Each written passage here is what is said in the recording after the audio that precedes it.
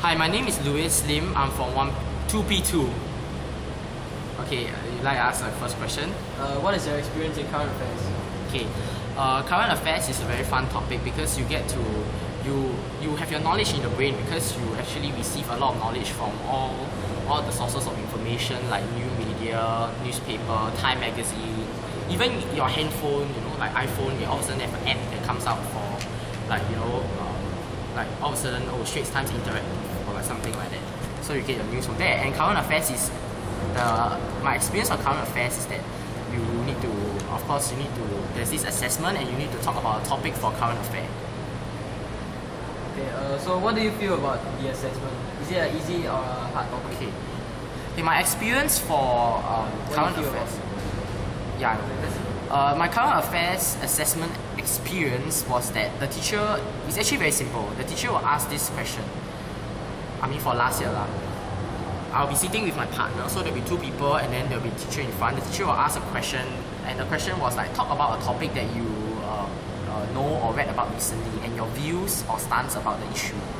So it's a very broad topic. What I talked about was the general elections 2011, and it is just my personal stance on some issues in the general election, correct, of this current affairs issue. And then after that was my partner's turn to talk, and then this was the assessment last year.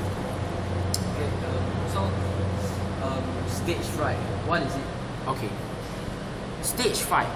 These two words are very extravagant because it can happen in many people, and for many people who have not speak to the masses or stand in front of a stage with a lot of people watching you, or many eyes, a few hundred of eyes looking at you, you might have the stage fright. Even maybe tens of people looking at you, like if you're presenting in front of the class, you might have fright also.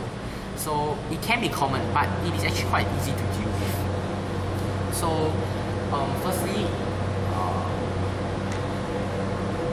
for stage fright, you get the feeling like, you're very afraid, you don't want to you are very afraid that you get frightened and that you just your mind is just blank all of a sudden. So my experience on stage fright, okay, I never actually had a stage fright before, and I joined English drama, so most of my time during CCA is spent on stage, acting, improvising, and other stuff which has pertaining to drama. So on stage, actually, most importantly, I think one should feel confident of oneself and of course articulate, enunciate properly, because it is very pivotal to make yourself be heard, especially on stage. And when you talk with confidence, you say every word with precision as well as enunciation. You actually feel the sense of satisfaction that I'm actually doing a good job by speaking to all these the masses. So my views on stage fright is that always be confident on yourself. And one most important thing, never ever look at the masses, the eyes of the masses, because when you look directly into the eyes of the audience, there will be this fear that will be clinging on to you. It's like, oh my goodness, what does the eye say? Then you'll start wandering away and you'll not focus on what you want to deliver, whether is it a speech, a drama performance, or something else. So most importantly, you just have to keep calm, keep your composure.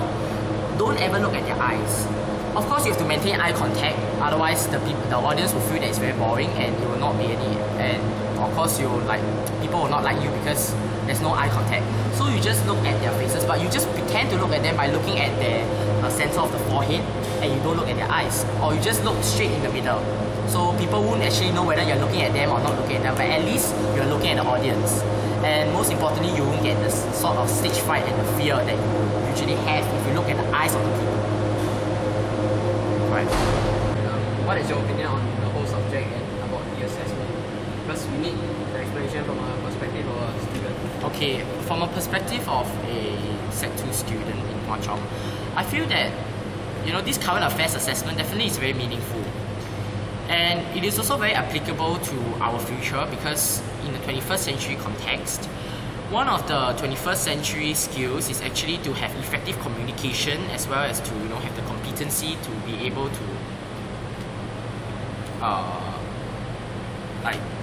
have the aim to have knowledge, and then when you speak to people, it'll be knowledgeable, and communication skills is very important. So what Hwa Chong does is that with the current affairs assessment, right, we get to get knowledge and tap on our knowledge from what we learn around us, and then we put it into perspective. We have a stance on the issue. We justify our issue using the PEL structure: point, evidence, elaboration, as well as link. So this is very important as well, especially when we are older in life, because many things require knowledge, right?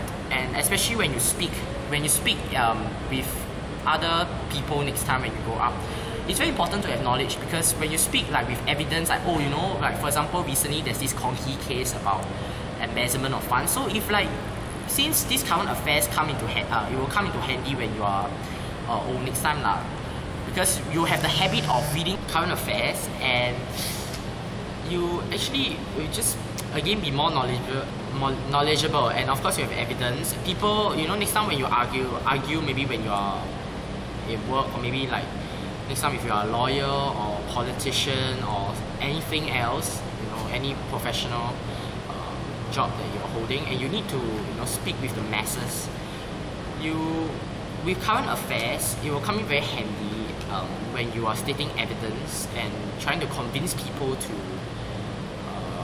buy in your argument. So I feel like what Hua Chang does is very important and meaningful indeed, because it also trains your articulation and expression skills.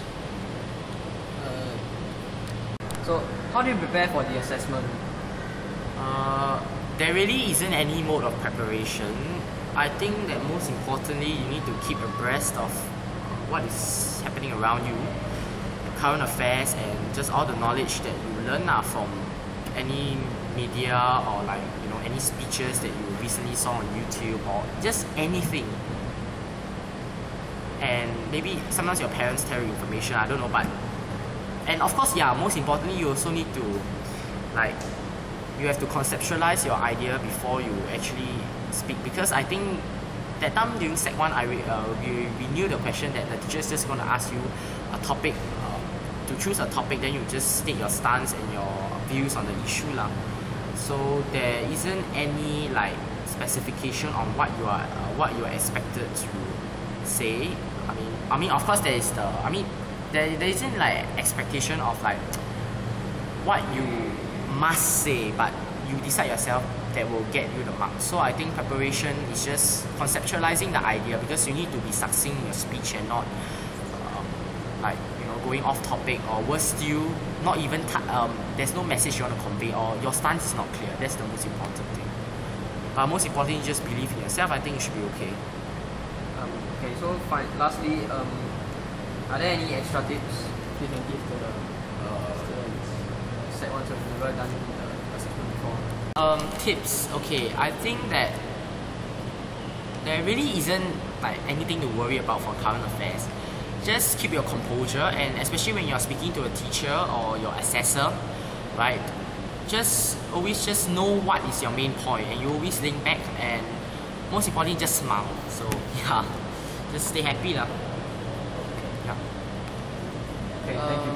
Yeah, thanks.